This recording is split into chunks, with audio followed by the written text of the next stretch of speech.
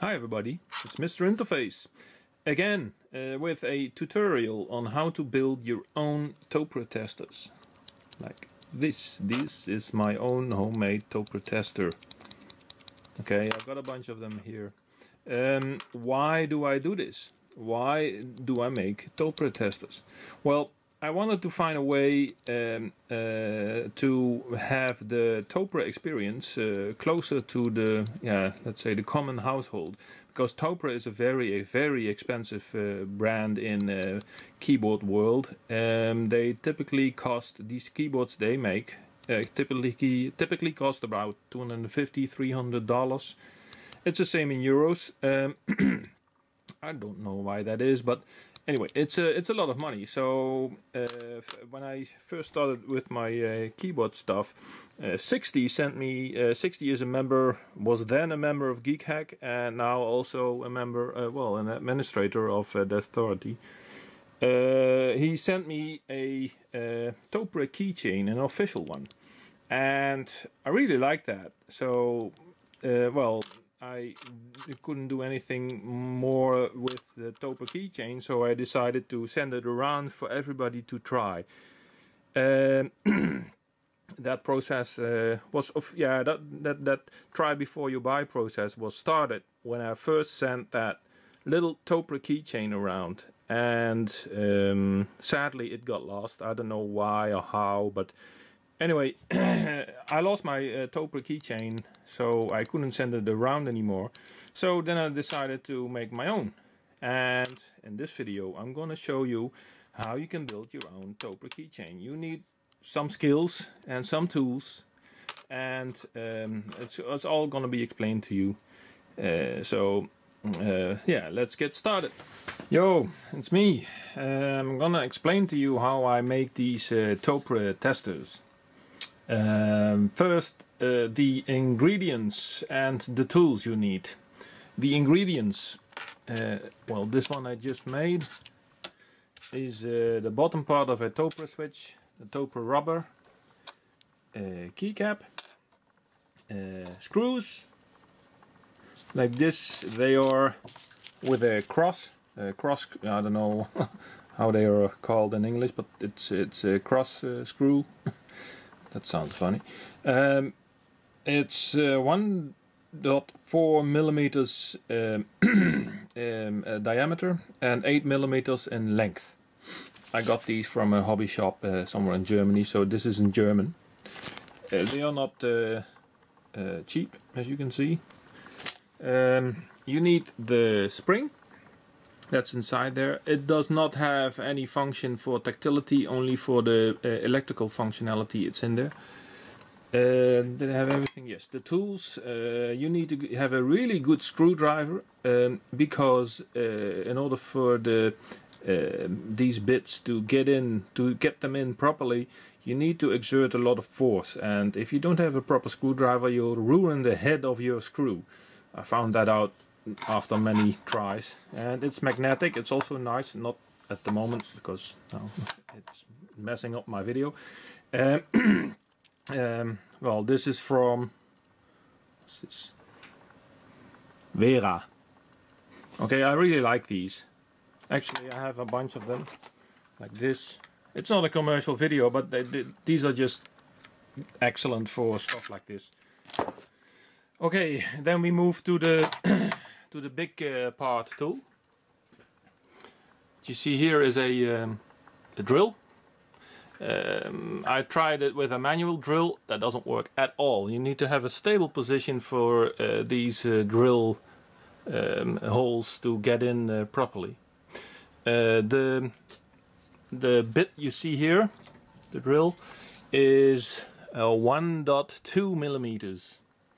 So, and it's a drill for metal I use. I don't know, maybe you can use other drills, I don't know, but I use the 1.2 millimeter in order to get this thing to work. I use a piece of wood, just so I won't drill into the base of the drill. Alright, let's start. First you start with the bottom of the keycap, of the key switch actually. it's a switch housing. You can hear it's that thing in there is loose. I put it on the table like this. There are two notches there. Two notches, one there and one there. You need to mark those, because when you put the rubber on, you see the rubber also has an alignment. You have to put the notches at the same spot. That won't be difficult to do. Then I always forget the spring, but I don't put the spring in just now. First I'm gonna drill a hole and put then I'm gonna put the spring in. So, well, this is the process that works best for me. So now I put the little professionally cut plastic bottom part of the tester. I put it there, and then, well, I'm gonna quit the video and I'm gonna mount it some way so I can show you how I drill this hole, because there's a little trick to that as well. Alright, here we go. As you can see here,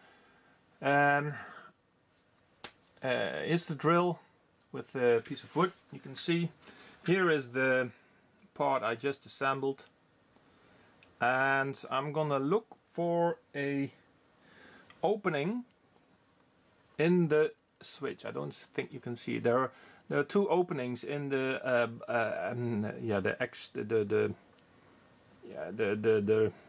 the part around it, and this is where the drill fits exactly. So there are two opportunities for the drill to drill it. So I'm gonna take one, and this is rather tricky. What I do here, I make sure you have the housing properly aligned to the plastic part, to the plastic bottom part. I first try my lock here, and I see that I properly, I squeeze it to the wooden part, and I see I have it properly aligned. So when the drill goes down, it won't scratch the surface of the Topre housing, and this should be okay. I found this out after many tries, but of course, yeah, that's why I tape it on. I don't tape, no, I record it. I'm from the older generation. I still call stuff like this taping. I don't know why. Okay, I put it on. Maybe the sound will go bad, but you'll see what I mean, what I do. So the trick here is to not do this quickly.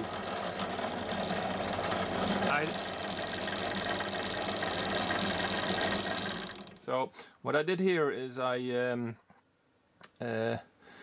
if you do this quickly, the stuff will break. So you have to do this slowly. Plus you have to do it twice, because the hole sometimes is not done properly after the first run. So you have to do it. You have to. You saw me do it. Yeah, I did that twice with the drill. So yeah. So do it twice. Okay. Now I'm gonna show you how I'm gonna gonna do. Here we are again. Alright, I just drilled a little hole inside my assembly here. You can see there's a little, you can see it here, there's a little hole there. Plus when I remove this, there's debris from the rubber. I just pick that off with my fingers, and I do it with the same, do the same with the plastic here. When I do this, when it's properly removed, I assemble it again. Then I take my my hex, I think it's a hex screw. I take my screw, and sometimes this is not properly aligned, and you have to redo it. I can hear it ticking when it slots into the assembly. And what you can do is this screw here, you can screw it in all the way to the top part of this edge here, and it won't come out. If it sticks out, it's too you screwed it in too much, so you have to retract it. God. Okay. This is the first screw. I'm gonna do the same thing again for this part here, for the on the opposite side of the assembly. And when I do that, I don't disassemble and clean the stuff out. I just put in the screw. It works like that. So there's only one screw that's cleaned, the other one is not, and that's okay. I found out that it doesn't hamper. There's no problem with that. So I'm gonna show you after I've did. Okay, here we go. I put in the hole there.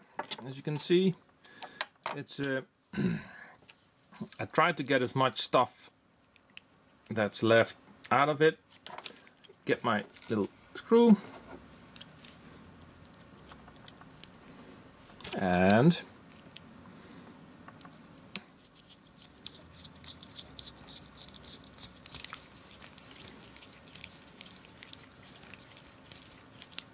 there we go. I can feel when it just gets out of the assembly, just out of this plastic plate here, I can feel the screw. When I feel it, I just stop turning the screw. Right, so all that's left is you have to. There are two little notches here. They have to match. Put the lid on. Here we go. Here you have a homemade TopreTester. All right.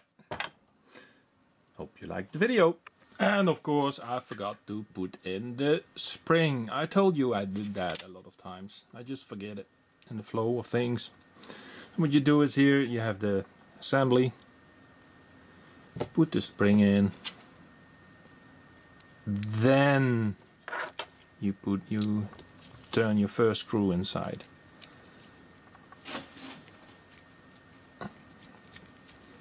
There we go. Here it is with a spring.